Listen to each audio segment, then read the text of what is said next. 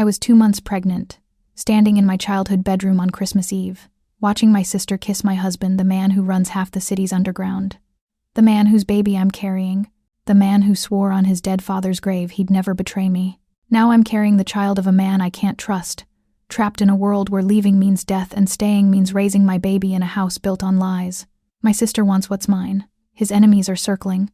And I have 9 months to decide if I'm going to forgive the unforgivable or destroy the most powerful crime family in New York from the inside out. I never thought I'd be that woman, the one who gets betrayed, the one who gets replaced. But there I was, 47 years old, 2 months pregnant with a miracle baby the doctor said I'd never have, standing in the doorway of my childhood home watching my husband's hands slide down my sister's back like she belonged to him.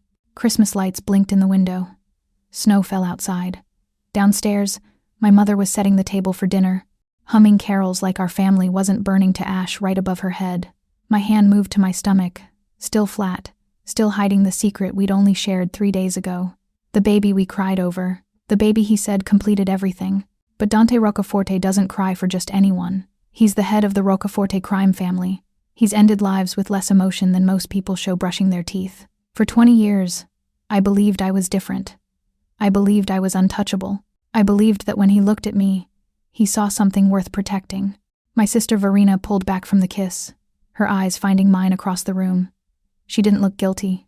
She didn't look sorry. She smiled slow and satisfied, like she'd finally won a game I didn't know we were playing. And in that moment, standing there with my husband's child growing inside me and my sister's lipstick staining his mouth, I realized something that should have terrified me but instead made me feel cold and clear and dangerously calm. I wasn't just Dante's wife anymore. I was a mother, and mothers in this world don't survive by forgiving.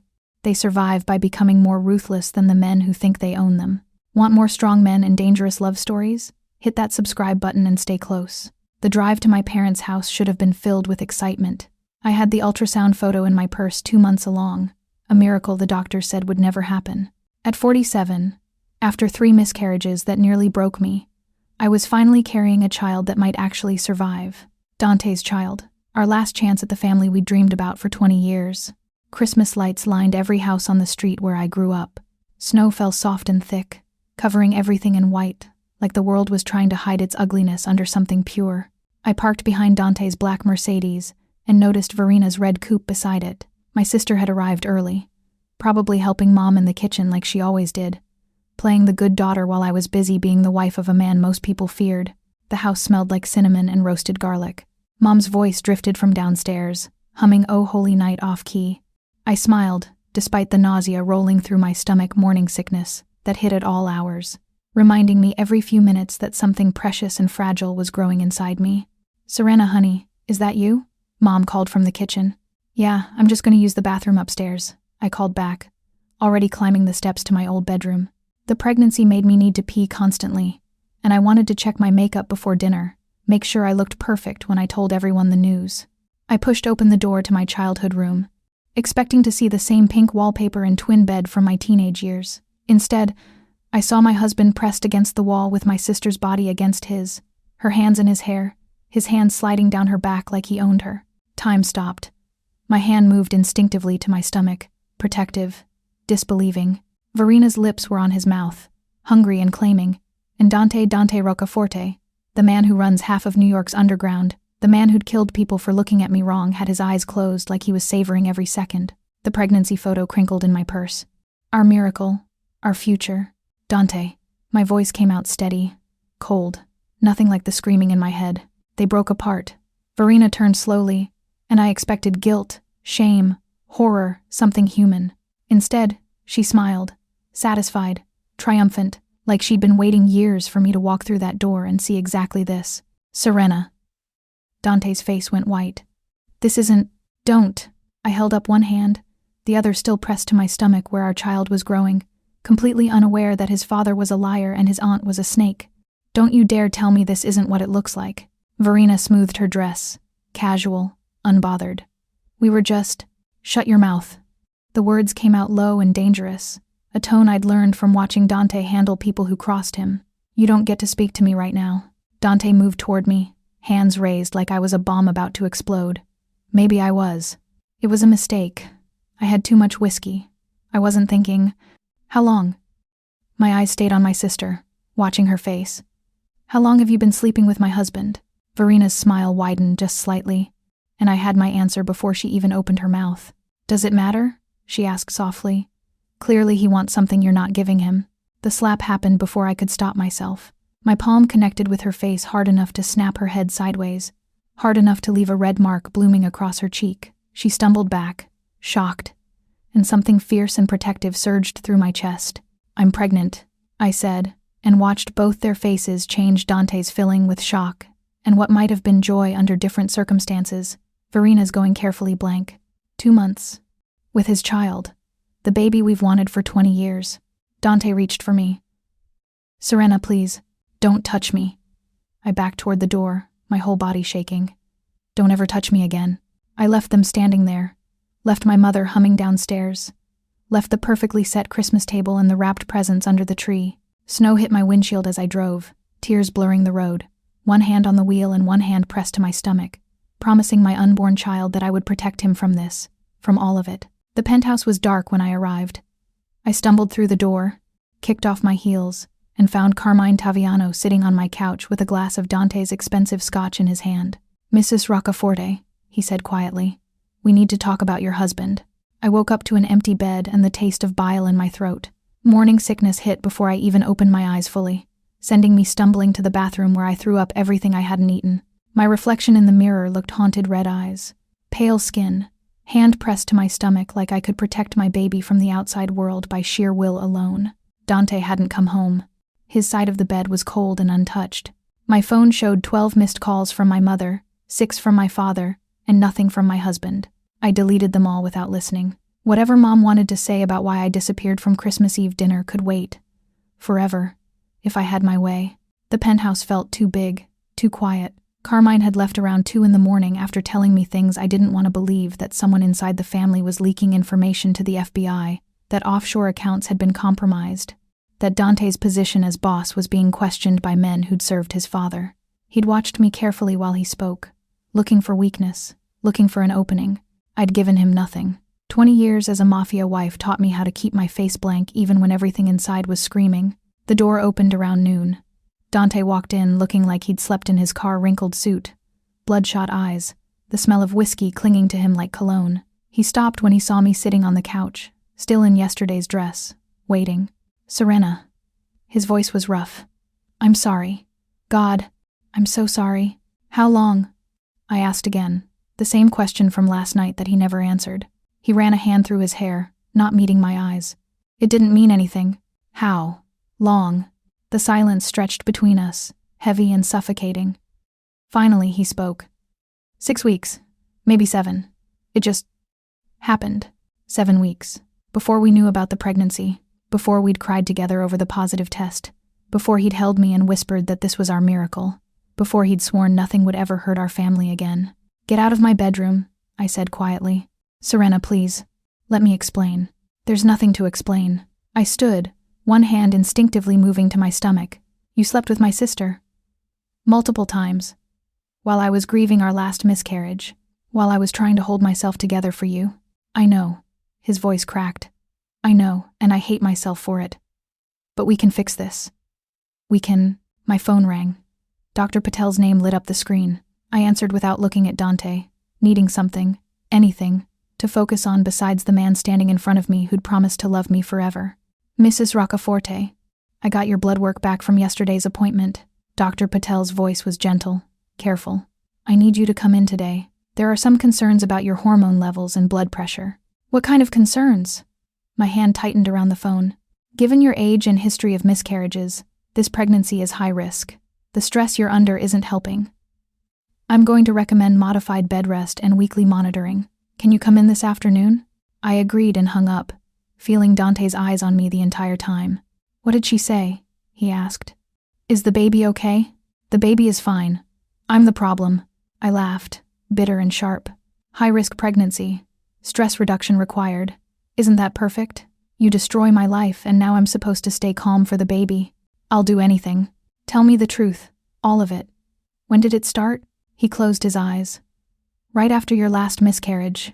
You were so far away, and I didn't know how to reach you. Verina was... She was there. She was there, I repeated slowly. My sister was there to comfort you while I was bleeding out the baby we'd wanted. How convenient for both of you. It's over. I swear to you, it's over. Is it? I moved past him toward the bedroom. Because last night it looked pretty ongoing to me. He grabbed my arm, not hard, but enough to stop me. I love you. Only you. That baby you're carrying is everything to me. I pulled away from his touch like it burned. You don't get to touch me anymore. You don't get to tell me you love me. You made your choice when you touched her. The bedroom door opened before I could reach it. Fiora Roccaforte stood in the hallway, Dante's mother, her silver hair pulled back severe, and her dark eyes missing nothing. I got your message, she said to me, ignoring her son completely. Tell me everything. And I did. Every word, every detail. While Dante stood there and listened to his mother's face go from concerned to furious. When I finished, Fiora turned to her son. Your father would be ashamed. Then she looked at me, and something in her expression made my blood run cold. 2 months ago, she said quietly. Verena came to see me. She asked what it would take for the family to accept a new wife for the boss. Verena arrived at the penthouse 3 days later, uninvited, walking through my front door like she still belonged in my life. I was sitting on the couch, exhausted from another sleepless night. One hand resting on my stomach where morning sickness had finally started to ease up. Fiora was in the kitchen making tea, and Dante was somewhere in the city avoiding me like he'd been doing since his mother's revelation. We need to talk, Verena said, not bothering with hello or apology, or any pretense of shame. I looked at her standing in my living room wearing a dress I'd bought her for her birthday last year. Her hair styled the way I'd taught her. Her whole life built on things I'd given her. You have 60 seconds before I have you thrown out. She sat down across from me, uninvited, comfortable. I wanted to explain. You deserve to know the truth. The truth? I laughed, sharp and bitter. The truth is, you've been sleeping with my husband. What else is there? I love him. She said it simply. Like that justified everything. I've loved him for years, Serena. Watching you have everything I wanted, the power, the respect, the man who runs this entire city. You don't even appreciate what you have. Appreciate? My voice stayed calm, even though rage burned through my chest. I've stood by him for 20 years. I've buried friends, hidden secrets, turned a blind eye to things that would destroy most women. Don't tell me I don't appreciate my life. You checked out after the last miscarriage. Verena leaned forward, her voice soft and poisonous. You were so wrapped up in your grief you couldn't see he was drowning too. He needed someone, and you weren't there, so you decided to be there instead. How generous of you. It started 4 months ago, not 6 weeks like he told you. She watched my face, feeding on my pain. Right after you lost the baby, he came to me crying, broken, and I held him. I gave him what you couldn't. 4 months, not 7 weeks. 4 entire months of lies stacked on lies, of him coming home to me every night after being with her, of family dinners where she'd smiled at me across the table knowing she'd had him in her bed. You're proud of yourself, I said quietly. You think you won something. I think I gave him what he needed when his wife was too busy feeling sorry for herself. Verena's mask slipped, showing the jealousy underneath. You've always had everything, Serena. The perfect life, the perfect marriage, everyone's respect. I just wanted one thing that was yours. So you took my husband. He came willingly. She smiled. More than once. He told me things, Serena, things he'd never tell you. About the business, about the families, about people who want him dead. He trusted me. The words hit like bullets. She wasn't just sleeping with Dante. She was gathering information, learning secrets, positioning herself to replace me completely. Are you really pregnant? I asked, shifting tactics. Or was that another lie? Does it matter? He believed me when I told him. He was ready to leave you for me and our baby until I told him it was probably just a scare. Her smile widened. But then you showed up with your miracle pregnancy, and suddenly I'm the problem instead of the solution. You're too old anyway, she added, venom in every word. 47 and pregnant? The doctors probably told you it's high risk. You'll probably lose this one too, just like all the others. And when you do, Dante will remember who was actually there for him. I stood up. Verena stood too. We faced each other across my living room, sisters who'd shared a childhood now standing on opposite sides of a war neither of us had declared, but both of us would finish. Get out, I said. Make me. She stepped closer, challenging. I shoved her. Hard. She stumbled backward, arms flailing, and hit the marble entry table with enough force to make her cry out. She fell, holding her head, and I saw the calculation in her eyes even as she winced in pain. She pulled out her phone, took photos of herself on the floor, the red mark on her head where she'd hit the table. "He'll see this. He'll know you attacked me. Tell him whatever you want." I turned away from her. "You're nothing to me now." Fiora appeared in the doorway, phone in hand. "I just called your husband, Verena. He'll be here in 10 minutes to remove you himself. I suggest you leave before he arrives." Verena got to her feet, phone clutched in her hand like a weapon. She looked between me and Fiora, and for the first time I saw uncertainty cross her face. "You don't know everything," she said to me, backing toward the door. "There's so much you don't know about what's really happening in this family. Then enlighten me." She touched her stomach, deliberate, mocking. "I'm pregnant too, with Dante's baby, 8 weeks along. He's going to have to choose between us, Serena, between his old wife who can't carry a child to term, and me." The door slammed behind her. I stood frozen, her words echoing in my head, until Fiora's hand touched my shoulder. "She's lying," Fiora said firmly. "That girl lies like she breathes. What if she's not?" My hand moved to my own stomach. What if she's really pregnant? Then we'll deal with it. But first, we prove it one way or another. Dante burst through the door minutes later. Verena's photo's already on his phone. He looked at me, at the overturned chair, at his mother's hard expression. "She says you attacked her." "I did." I met his eyes. "She told me you've been sleeping together for 4 months, not 6 weeks. She told me she's 8 weeks pregnant with your child. So yes, I pushed her, and I'd do it again." His face went white. "She's not pregnant. She can't be." "Prove it," I said. The medical center was private, discreet, the kind of place where mafia families handled delicate matters away from prying eyes. Verena sat across from me in the waiting room, defiant and smug, while Dante paced between us like a caged animal, and Fiora watched everything with the cold calculation of a woman who'd seen every manipulation the world could offer. "This is humiliating," Verena said, arms crossed. "You're making me prove I'm pregnant because you're jealous and paranoid." "I'm making you prove it because you're a liar," I replied calmly. "And if you're carrying my husband's child, then we all need to know the truth." The nurse called Verena back first. We waited in tense silence 20 minutes that felt like hours. When she emerged, the doctor followed with a tablet in hand, her expression professionally neutral. "The test is negative," Dr. Chen said quietly. "No pregnancy. The positive test Miss Ashford showed Mr. Roccaforte was not from this clinic and does not match her current hormone levels." Verena's face flushed red. "That's impossible." "I took a test at home." "You bought a fake positive online," Fiora interrupted, her voice cutting. "We already traced the purchase to your credit card. You paid $19 for a prop pregnancy test 3 weeks ago. If this episode made your heart race, make sure you're subscribed so I can bring you the next twist." The silence was deafening. Dante stared at Verena like he'd never seen her before. And maybe he hadn't. Maybe he'd only seen what he wanted to see, a young woman who made him feel desired instead of the calculating liar standing in front of us now. "I thought I was pregnant," Verena tried, her voice smaller now. "I really thought—" "Stop." I stood, exhausted and nauseated and done with every word out of her mouth. "Just stop lying. You wanted to trap him. You wanted to force him to choose you, and you were willing to fake a pregnancy to do it." She turned on me, desperation making her vicious. "You don't deserve him. You're old, you're cold, you've been dead inside since the last miscarriage. What kind of wife lets her husband suffer alone? The kind who didn't know her own sister was a snake." I walked past her toward the exit, needing air, needing space, needing distance from the wreckage of my family. Dante followed me outside. "Serena, wait, don't." I held up a hand. "I can't do this right now. I can't listen to more apologies or excuses or explanations. I need you to leave me alone." "She lied about being pregnant," he said desperately. "That has to mean something. It proves she was manipulating both of us. It proves she's exactly who I thought she was. It doesn't change what you did." I started walking toward the car where Fiora's driver waited. He grabbed my arm gently, but enough to stop me. "What do you want from me? Tell me what to do to fix this."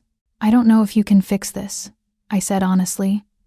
"Right now I need to focus on our baby, on keeping my blood pressure down, on surviving this pregnancy. Everything else is secondary." I left him standing in the parking lot and rode home in silence. Fiora sat beside me, her presence solid and reassuring in a way nothing else was anymore. "Your husband is a fool," she said eventually. "But he loves you. In his own broken, stupid way, he loves you. Love isn't enough. No, she agreed, but it's a start. Back at the penthouse, I collapsed onto the couch, emotionally and physically drained. My phone buzzed a text from an unknown number. I opened it, expecting spam, and froze. We need to talk about your husband. Meet me at Carlucci's tonight at 8. Come alone. CT. Carmine Taviano. Dante's underboss. The man who'd been sitting in my living room on Christmas Eve talking about leaked FBI information and weakness in the family. Before I could process the message, Fiora's phone rang. She answered, listened, and her face went hard. When? She asked sharply. How many? Another pause. Don't let anyone touch anything. We're coming now. She hung up and looked at me. That was Enzo. Someone broke into your husband's office at the club. They took files, financial records, everything related to the offshore accounts. Who? But I already knew. The timing was too perfect. We don't know yet. But whoever it was knew exactly what they were looking for and where to find it. Fiora stood, already moving. This isn't just about an affair anymore, Serena. Someone is trying to destroy your husband's position in the family, and they're using your sister's betrayal as cover. The pieces started clicking together. Carmine's message, the break-in, Verina's access to Dante's secrets through pillow talk. She hadn't just been sleeping with him for love or jealousy. She'd been gathering intelligence. She's been working with Carmine, I said slowly. That's why she pursued Dante. That's why she asked your mother about becoming the new wife. They're trying to push him out and install Carmine as the new boss. Fiora finished, with Verina as his puppet, giving him legitimacy through marriage to the former boss's widow. Except I'm not dead yet. I stood, one hand pressed to my stomach. And neither is my baby. Fiora's smile was cold and dangerous. No, you're not. And that's their biggest problem. My phone buzzed again. Another text from Carmine. Your sister is smarter than you think.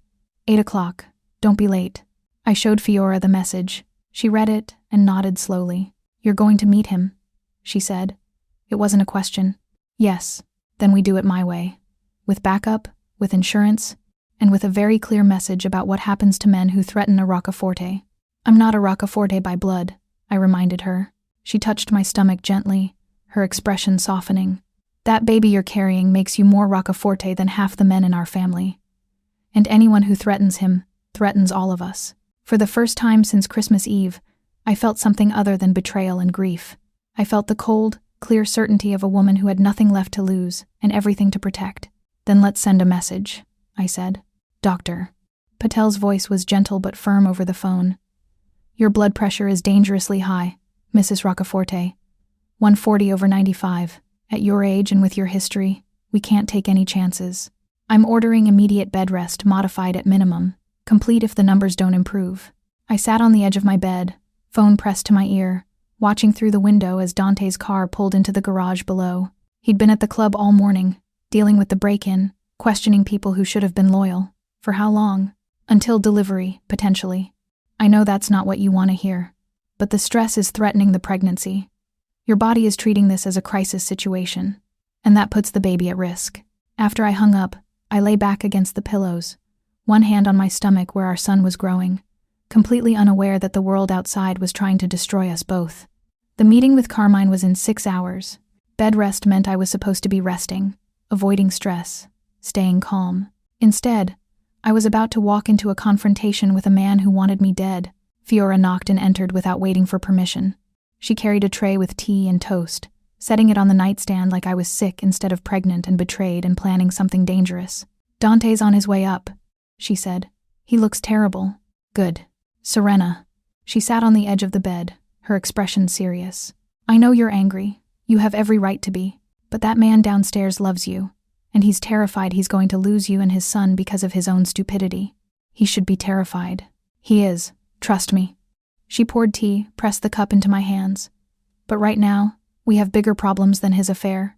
Carmine is making moves. Your sister has been feeding him information for months, and someone broke into the office last night knowing exactly where to look. This is a coordinated attack on your husband's leadership. And on me, I added. Because if they remove Dante, they have to remove me too.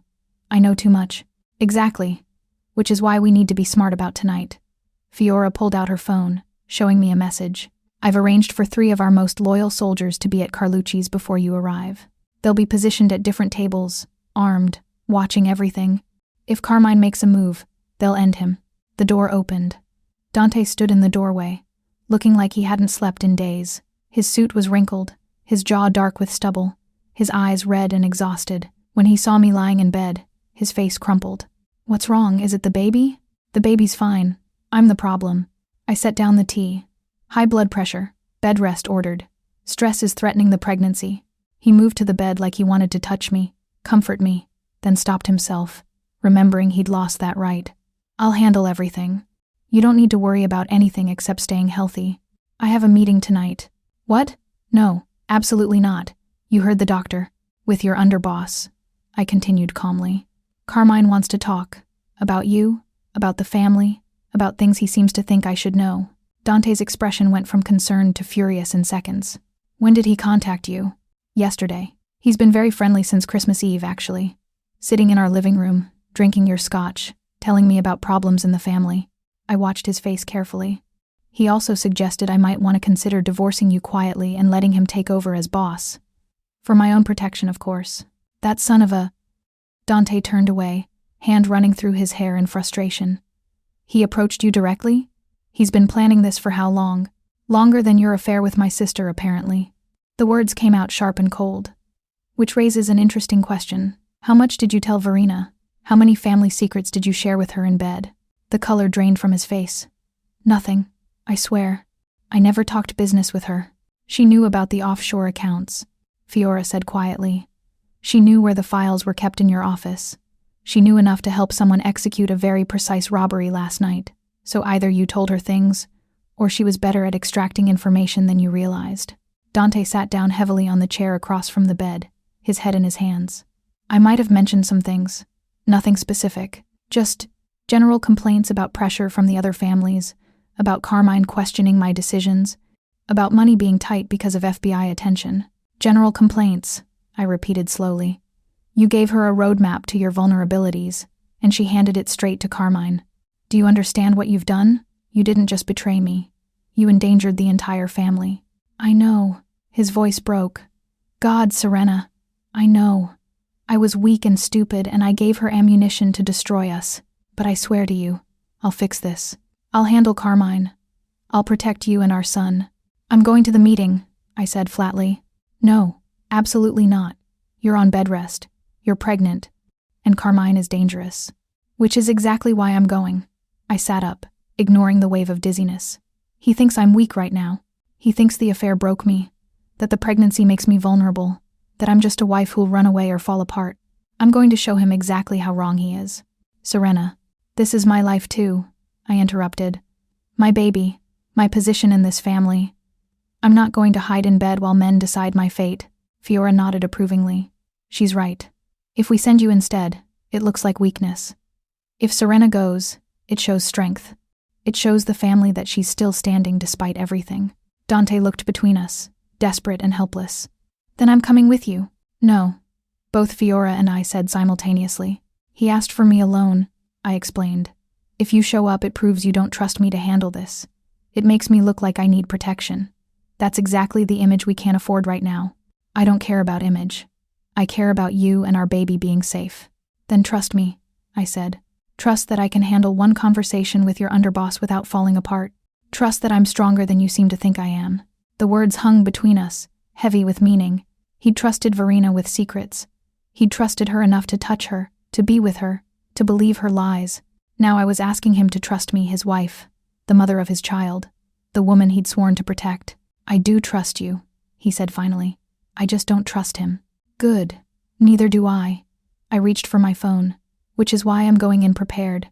Hours later, as evening fell over the city, I dressed carefully, a black dress that hid my small baby bump, diamond earrings Dante had given me for our 10th anniversary, heels that made me feel powerful even though my body was exhausted. Fiora helped with my hair, pulling it back severe and elegant. "Remember," she said quietly, "you're not just Dante's wife tonight. You're a woman who holds secrets that could destroy half the families in New York. You're carrying the heir to the Roccaforte empire. You're untouchable. And if he threatens me anyway," she smiled, cold and dangerous, "then he doesn't leave Carlucci's alive." I walked into the restaurant at exactly 8 o'clock.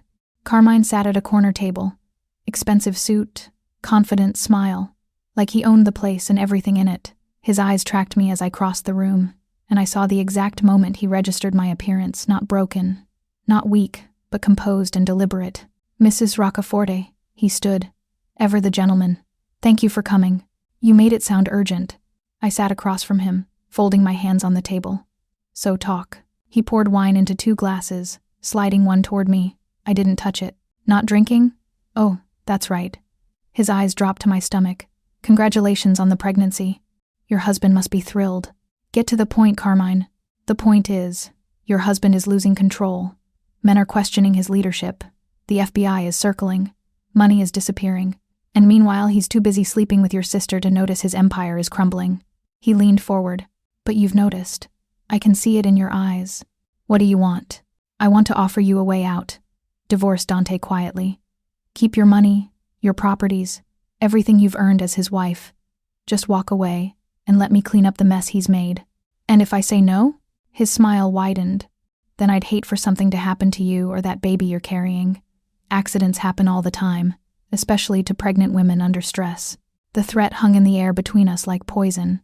Around the restaurant, I spotted Fiora's soldiers at their positions, one by the bar, 2 at separate tables, all watching Carmine with the focused intensity of predators waiting for a signal. One word from me and he'd be dead before dessert arrived. "You're threatening my child," I said quietly, each word deliberate and cold. "That's a mistake. You won't survive."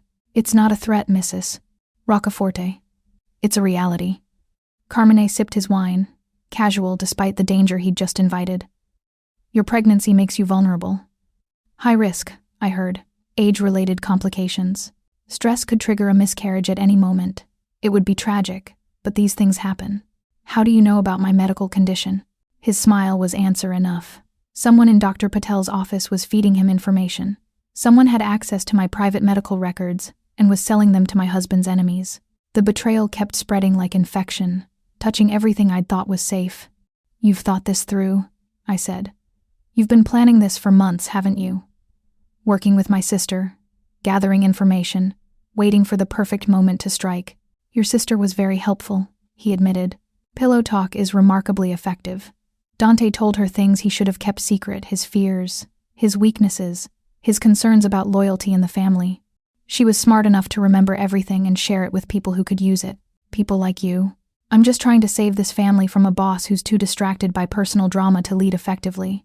He gestured around the restaurant like he was discussing weather instead of treason. "Look at the facts, Serena. He's sleeping with his wife's sister. His accounts are being investigated. His soldiers are questioning his judgment. The Giordano family is circling, waiting for him to show more weakness. How long do you think he'll last?" "Longer than you will," I said simply. Bold words for a woman whose husband just betrayed her in the most intimate way possible. "Tell me, how does it feel knowing he chose your sister over you? Knowing he preferred her body, her company, her—" "Careful," my voice cut through his poison. "You're about to cross a line you won't come back from. I'm simply stating facts. Your marriage is over. Your position is unstable. And that baby you're carrying, if it even survives, will be born into a war zone." He leaned back, confident he'd won. "But it doesn't have to be that way. Walk away now, and I'll ensure you and the child are protected. Stay, and I can't guarantee what happens next." I stood slowly, letting him see I wasn't intimidated, wasn't broken, wasn't the weak pregnant wife he'd expected. "You made a miscalculation tonight, Carmine. You assumed I'd be scared. You assumed the affair and the pregnancy would make me desperate enough to betray my husband. Didn't it? Isn't that why you're here?" "I'm here because I wanted to know exactly how deep this conspiracy goes. Now I know." I picked up my purse, preparing to leave. "You've been working with Verena for months. You ordered the break-in at Dante's office. You've been leaking information to the Giordano family to weaken our position. And now you're threatening my unborn child, thinking that will force me out." His smile faded slightly. "You can't prove any of that. I don't have to prove it. I just have to tell my husband what you said tonight, and you'll be dead by morning." I moved toward the exit, then stopped. Unless, of course, I handle this myself. His hand moved toward his jacket, where I knew he kept a gun. But Fiora's soldiers were faster, 3 weapons drawn and aimed at his head before he could reach his own. "Don't," I said quietly. "You wanted to talk about power and leadership? Here's a lesson. I may be pregnant and betrayed and exhausted, but I'm still a Roccaforte, and we don't negotiate with traitors. I walked out of Carlucci's with my head high and my hand pressed protectively over my stomach. Fiora waited outside with the car, her expression satisfied. Well, he confessed to everything. The conspiracy with Verena, the leak to the Giordano's, the threat against the baby. We have him. What do you want to do with him? I thought about that question while we drove through the city toward home. What did I want? Justice? Revenge? Safety? All of it felt inadequate for what Carmine had tried to take from me. We tell Dante everything, I said finally. He needs to handle this himself, as boss. He needs to prove to the family that he's still in control. And if he hesitates, then we handle it ourselves. When we arrived at the penthouse, Dante was pacing the living room like a caged animal, phone pressed to his ear. He hung up the moment he saw me, rushing over. Are you okay? What happened? Did he threatened our baby, I said simply, and watched rage replace the fear in his eyes. I told him everything, every word Carmine had said, every threat, every admission of conspiracy. By the time I finished, Dante's hands were shaking with barely controlled fury. He's dead, Dante said flatly. I'll kill him myself. Not yet. I sat down carefully, exhausted from the evening. First, we need proof. We need to expose the conspiracy to the entire family, show them exactly what Carmine's been doing. If you just kill him without evidence, his supporters will claim you're paranoid, that you're eliminating threats to cover your own weakness. She's right, Fiora agreed. We do this properly, with witnesses and evidence. We make sure everyone knows why Carmine dies. Dante nodded slowly, processing. Then he knelt in front of me, his hands hovering near my stomach before pulling back, remembering he'd lost the right to touch me so casually. I need to tell you something, he said quietly. Something I should have told you weeks ago. My heart sank. What now?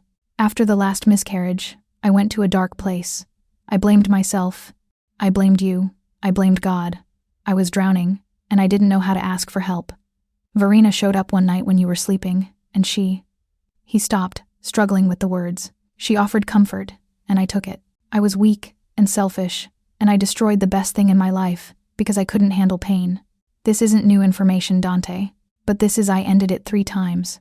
Every time, I'd tell her it was over, that it meant nothing, that I loved you. And every time, she'd find a way to pull me back in. She knew exactly what to say, exactly how to manipulate me. She'd threaten to tell you, then promise to keep the secret. She'd cry and say she loved me, then turn cold and calculating. I was trapped in something I'd started and didn't know how to end.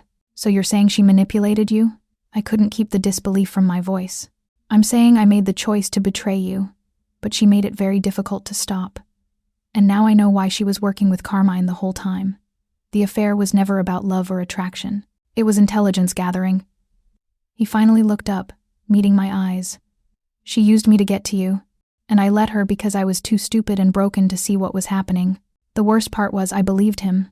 I could see the truth in his face, not innocence, but recognition of how thoroughly he'd been played. Tomorrow morning, I said quietly. We're having an ultrasound. Dr. Patel wants to check the baby after tonight's stress. I'll be there, he said immediately. I want you there. Not because I've forgiven you, but because you need to see what you almost lost. You need to see your son and remember why any of this matters.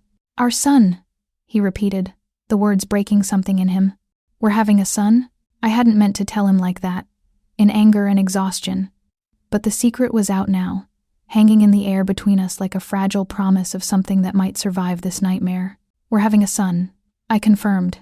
And if you want to be his father, if you want any chance of saving this marriage, you're going to have to destroy everyone who threatens him. Starting with Carmine. Dante's expression shifted from grief to something cold and deadly. Consider it done. The social club smelled like cigars and old leather, decades of deals and death soaked into the walls. Every made man in the Roccaforte family filled the room, their eyes tracking me as I walked to the head table where Dante stood waiting. Conversations died mid-sentence. The silence was heavy, expectant, dangerous. Dante pulled out the chair beside him, not behind him, but next to him, equal positioning. A statement. I sat slowly, one hand instinctively moving to my stomach, and watched recognition dawn on faces throughout the room. Some looked confused, others looked calculating. A few looked outright hostile. Thank you all for coming on short notice, Dante began, his voice carrying authority that silenced the last whispers. We have family business to discuss. Urgent business that affects every man in this room." He nodded to Fiora, who stood and distributed folders to the capo's thick files containing evidence, financial records, photographs. I watched faces change as they read, shock and anger replacing casual interest. "For the past year," Dante continued, "someone in our family has been stealing from us, skimming profits, hiding money in offshore accounts under fake names, bleeding our operations dry while we fought to keep the FBI off our backs." He let that sink in. Men shifted in their seats, glancing at each other, wondering who the traitor was. "That someone is Carmine Taviano." Dante's voice went cold. "My underboss, the man I trusted with my life and my family's future. He's stolen over $2 million, and he's been working with the Giordano family to undermine our operations and destabilize my leadership." The room erupted, voices raised in disbelief and anger, men demanding proof, others claiming it was impossible. Dante let them shout for 30 seconds before slamming his hand on the table hard enough to crack the silence back into place. "The proof is in your hands. Bank records, wire transfers, recorded conversations. Carmine's been planning a coup, and he's been using inside information to do it." Dante's eyes swept the room. Information he got from my wife's sister, who he convinced to seduce me and extract family secrets. More shock, more angry voices. I sat perfectly still, letting them see me the wronged wife, the pregnant woman, the target of a conspiracy that went beyond simple adultery into treason. Verena Ashford has been sleeping with Carmine's soldier and feeding him everything I stupidly shared with her. Every concern, every weakness, every vulnerability in our organization went straight to the man trying to replace me. Dante's voice cracked slightly. "I betrayed my wife, and in doing so, I nearly destroyed this family. That's on me. But Carmine and his people tried to use that betrayal to kill my pregnant wife and eliminate my unborn son." The temperature in the room dropped. Threatening a made man's wife was serious. Threatening a pregnant woman was unforgivable. Threatening the boss's heir was a death sentence. 2 nights ago, Carmine ordered a hit on Serena. 2 men broke into our home while I was out, intending to make it look like a home invasion. My mother stopped them. One is dead. The other confessed before he died that Carmine wanted my wife eliminated before the baby was born, because a male heir would cement my position and end any chance of a leadership change. Dante played the recording, then the dying soldier's confession. Carmine's name repeated multiple times. The explicit orders to handle the pregnancy problem. The room listened in absolute silence. "Where is Carmine now?" Someone called out. "Hiding. He knows we discovered his conspiracy, so he ran to the Giordanos with 6 soldiers still loyal to him." Dante looked around the room slowly. "Which brings me to the real reason for this meeting. Carmine didn't work alone.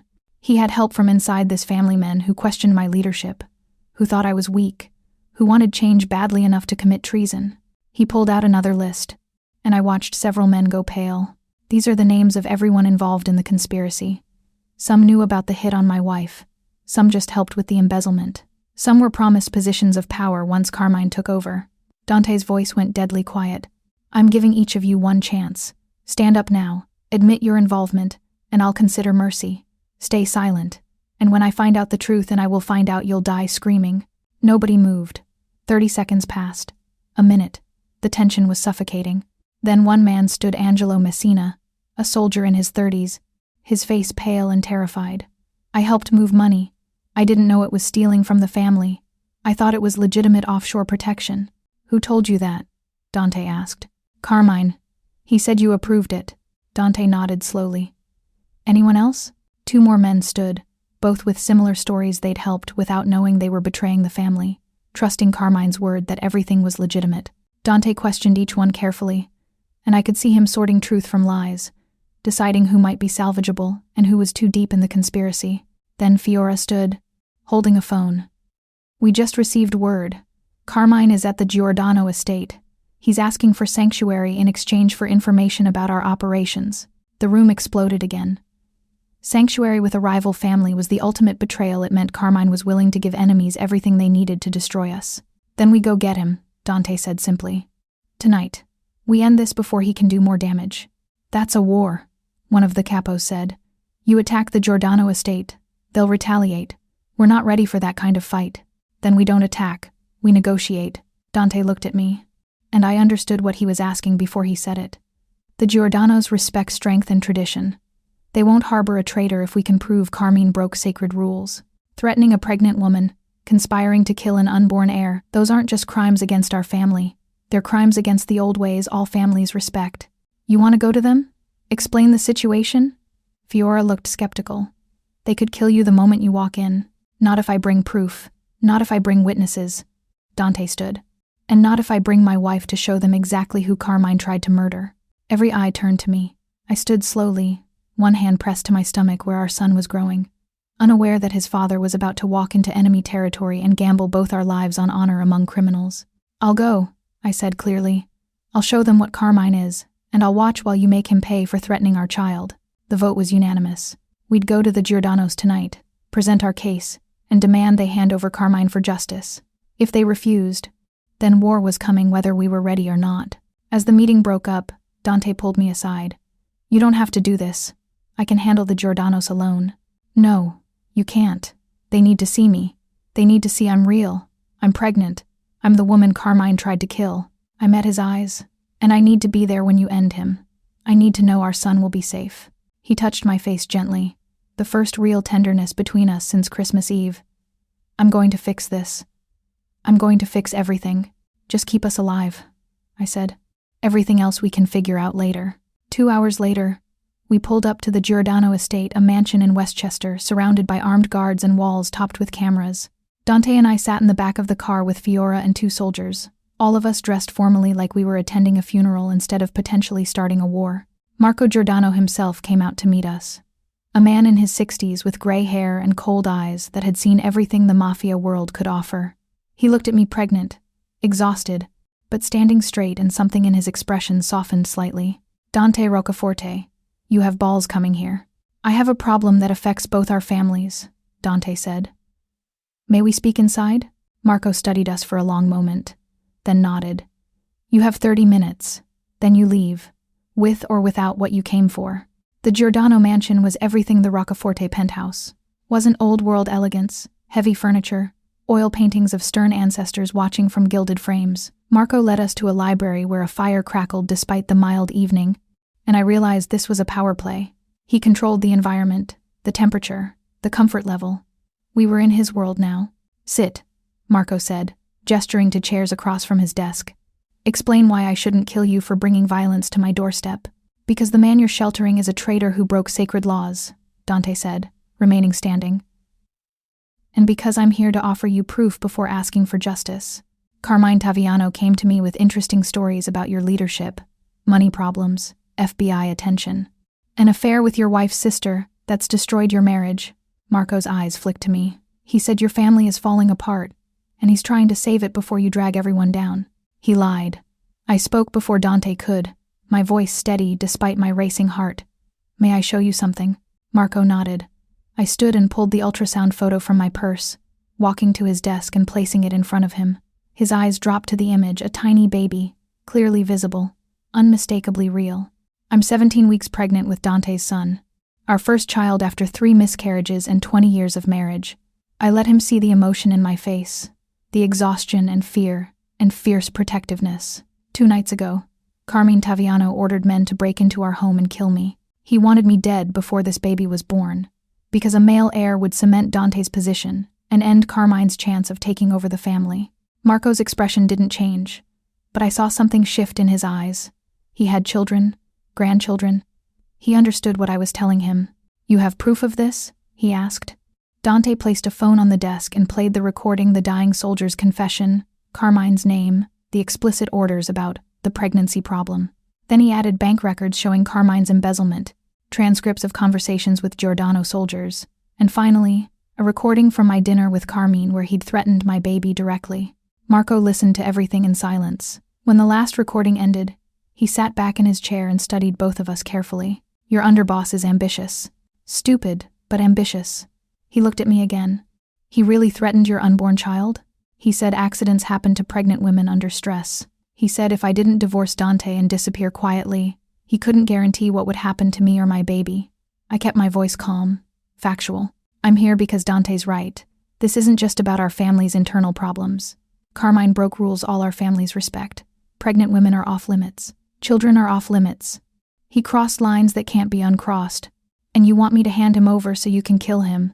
I want you to understand why we have to kill him, Dante corrected. If you give him sanctuary after hearing this, then you're protecting a man who orders hits on pregnant women. That reflects on your family's honor, not just ours. The threat was subtle but clear. If Marco protected Carmine, word would spread that the Giordano's sheltered men who targeted expecting mothers. That kind of reputation would cost them respect across all 5 families. Marco stood and walked to the fire, his back to us while he considered. The silence stretched for 2 full minutes before he finally turned around. I didn't know about the pregnancy or the hit.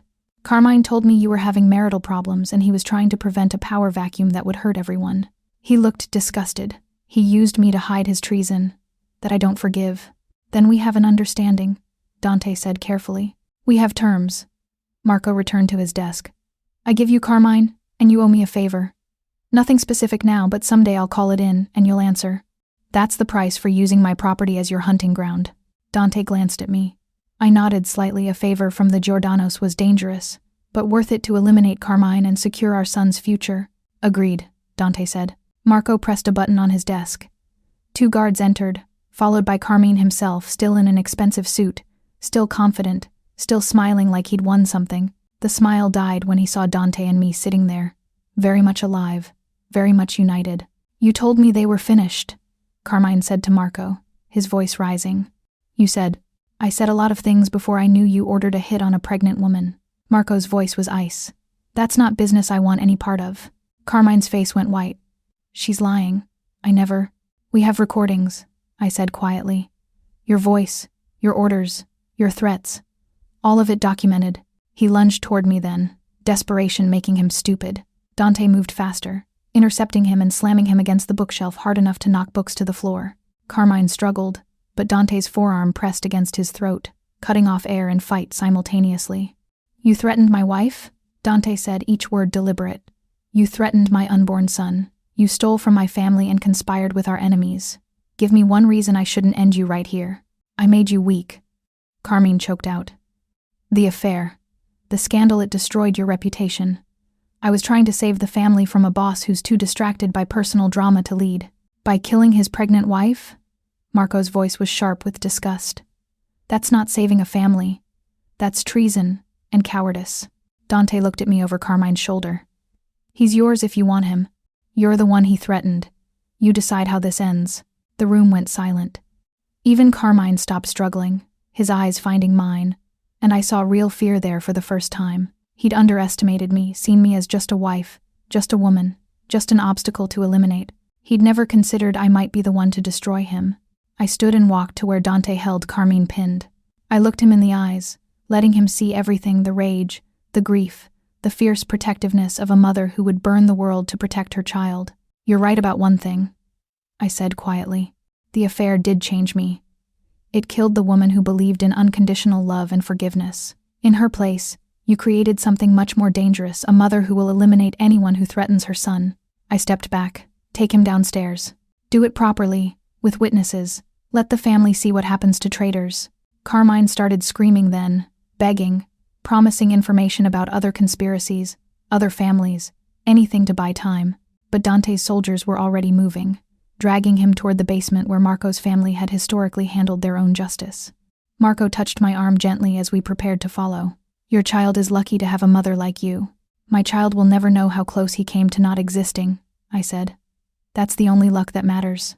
In the basement, with both families watching, Dante executed Carmine himself. It was brutal and quick and final justice by Mafia standards, where betrayal demanded blood and threats against family demanded public consequences. I watched without flinching, one hand on my stomach, thinking about the son who would grow up safe because his father had been strong enough to eliminate threats before they could strike. When it was over, when Carmine's body was being removed and the witnesses were dispersing, Dante came to me with blood on his hands and grief in his eyes. It's done, he said simply. Not yet. I thought about Verena, still out there somewhere, still carrying secrets and grudges that could poison our future. We still have to deal with my sister. Your mother called while we were inside. Verena showed up at their house tonight, begging for protection, claiming we're trying to kill her. Dante's expression was carefully neutral. Your father turned her away. Your mother wants to talk to you. I closed my eyes, exhausted beyond measure. Tomorrow I'd deal with family and forgiveness, and the impossible question of what to do with a sister who'd tried to destroy everything. Tonight, I just needed to survive. "Take me home," I said to Dante. "Our son needs rest, and so do I." On the drive back, Fiora handed me her phone. "Your sister left you a voicemail. You should listen." I pressed play, and Verina's voice filled the car, scared, desperate. Nothing like the confident woman who'd smiled at me over my husband's shoulder. "Serena, please. I know you hate me. I know I deserve it. But they're going to kill me. Carmine's people, the Giordanos, maybe even Dante. Everyone wants me dead for what I did. I'm begging you. As your sister, as blood, please don't let them kill me. I'll leave. I'll disappear. Just please, please let me live." The message ended. Dante waited for my response. "What do you want to do?" he asked quietly. I thought about Christmas Eve, about betrayal and blood, and a baby who deserved better than a family torn apart by revenge. I thought about my mother's face if I had Verina killed, about the burden my son would carry knowing his mother had ordered his aunt's execution. "Give her the choice," Fiora offered. I said finally, "Confess to the family what she did, publicly, in front of everyone including our parents. Then leave New York forever. If she ever comes back, if she ever contacts us again, she dies. But if she takes the deal and disappears, she lives. That's more mercy than she deserves," Fiora said. "It's not mercy. It's pragmatism. Our son doesn't need his mother's hands covered in her sister's blood." I looked at Dante. "But she does need to face consequences. She needs to admit what she did, and let our family decide if they'll ever forgive her." "Christmas dinner," Dante said. "1 year from when this started. We make her confess in front of everyone, and then she leaves forever." I nodded, knowing it was the best solution in a situation with no good options. Verina would live, but she'd lose everything: family, home, identity. Sometimes that was worse than death. Christmas Eve, 1 year later. Snow fell just like it had the year before, covering the world in white, while my family gathered at my parents' house. But everything else was different now. I was no longer pregnant. I was a mother, with 7-month-old Alessio sleeping in my arms, perfect and healthy, and blissfully unaware of the drama that had preceded his birth. Dante stood beside me at the door, his hand resting protectively on my lower back. We weren't the same couple who'd walked through this door last year, that marriage had died in the bedroom upstairs. But we'd built something new from the ruins, something harder and more honest. A partnership forged in betrayal and blood and the fierce love we both felt for our son. "You don't have to do this," Dante said quietly. "We can leave right now. Your parents would understand." No, they wouldn't. And Verina needs to face what she did. I shifted Alessio in my arms. Our son deserves a family that deals with truth, even when it's ugly. Inside, the house looked exactly the same: Christmas tree in the corner, lights strung along the mantel, the smell of my mother's cooking filling every room. But the atmosphere was heavy with anticipation and dread. My parents sat together on the couch, holding hands like they needed the support. Aunts, uncles, cousins filled the other chair's family who'd been told there was an important announcement but didn't know what. And in the corner, pale and shaking, stood Verina. She looked different. Thinner, harder, like the year in hiding had carved away everything soft and left only sharp edges. Her eyes found mine across the room, and I saw fear there, and regret, and underneath it all, a flicker of the sister she'd once been before jealousy poisoned everything. "Thank you all for coming," I said, my voice steady. "I know this is unusual, gathering like this on Christmas Eve, but something happened last year in this house that tore our family apart, and it's time everyone knew the truth." My mother started crying before I even finished the sentence, like she'd been waiting a year to release the grief she'd been holding. My father's face went hard and closed off, preparing for pain. "Verina has something she needs to tell you all," I continued, looking at my sister. "The truth about what happened last Christmas, about what she did to me, to Dante, to this family." Verina stood frozen, her eyes darting around the room like she was looking for escape. Fiora stood by the door, blocking the exit, her expression making it clear there was no running from this. "Go ahead," I said to Verina. "Tell them." She opened her mouth, closed it, opened it again. When she finally spoke, her voice was barely a whisper. "I had an affair with Dante." "Louder," Dante said, his voice cold. "Everyone needs to hear." "I had an affair with Serena's husband," Verina repeated, stronger now. "For 4 months. Starting right after she lost her last baby, when she was grieving and vulnerable and needed support. I seduced him deliberately, planned it carefully, and used their pain to get what I wanted. My mother made a sound like she'd been struck. My father's face went from hard to devastated. His eyes locked on his youngest daughter like he'd never seen her before. "Keep going," I said quietly. "Tell them everything." Verina's hands were shaking so badly she had to clasp them together. I wasn't just having an affair. I was gathering information about the family business, about money, about weaknesses and vulnerabilities. I passed everything to Carmine Taviano, Dante's underboss, who was planning to take over the organization. Gasps around the room. My Aunt Maria crossed herself. My cousin Angelo stood up like he was going to leave, then sat back down, apparently deciding he needed to hear the rest. Carmine wanted Serena dead. Verina continued, tears streaming down her face now.